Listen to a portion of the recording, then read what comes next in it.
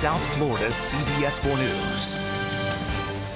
And off the top at 6 o'clock, the race for Campaign 2016 is about to officially get underway.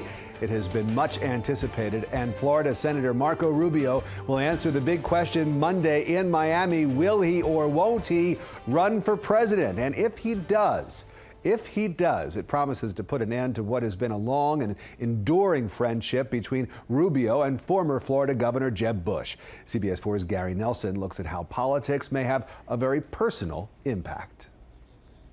Never mind when Marco Rubio and Jeb Bush were stumping with Mitt Romney, yucking it up on the campaign plane. Rubio and Bush have had a, rosy relationship spanning nearly 2 decades. Bush advised Rubio when he ran for his first office, West Miami City Commissioner. Bush was Rubio's dear friend, counselor. They were like family. So help me God.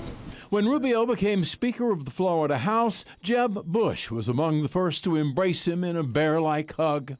Without further ado, I give you our new leader, Marco Rubio. When Rubio won his U.S. Senate seat, Jeb Bush introduced his protege, but for Bush's support, analysts say Rubio might not have won. Don't be afraid to shake things up. Ironically, Marco Rubio's decision to shake things up, his apparent impending bid for the presidency, comes, insiders say, like a dagger to Jeb Bush, an all-but-announced candidate himself. Well, it represents the final nail in the coffin between his relationship with Jeb Bush, now a very public parting. Bush and Rubio haven't said, but the coming months could be telling. If you see them really go after each other in those first couple of debates, that might signal something.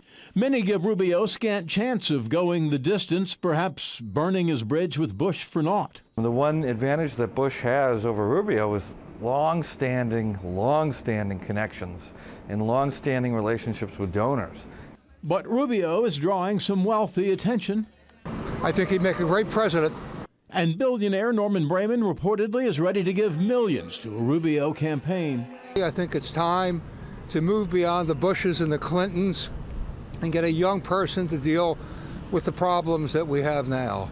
I don't believe in dynasties.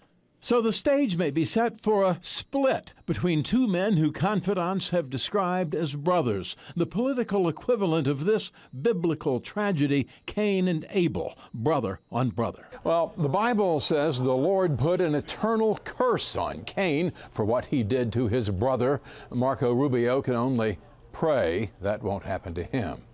In the newsroom, Gary Nelson, CBS 4 News.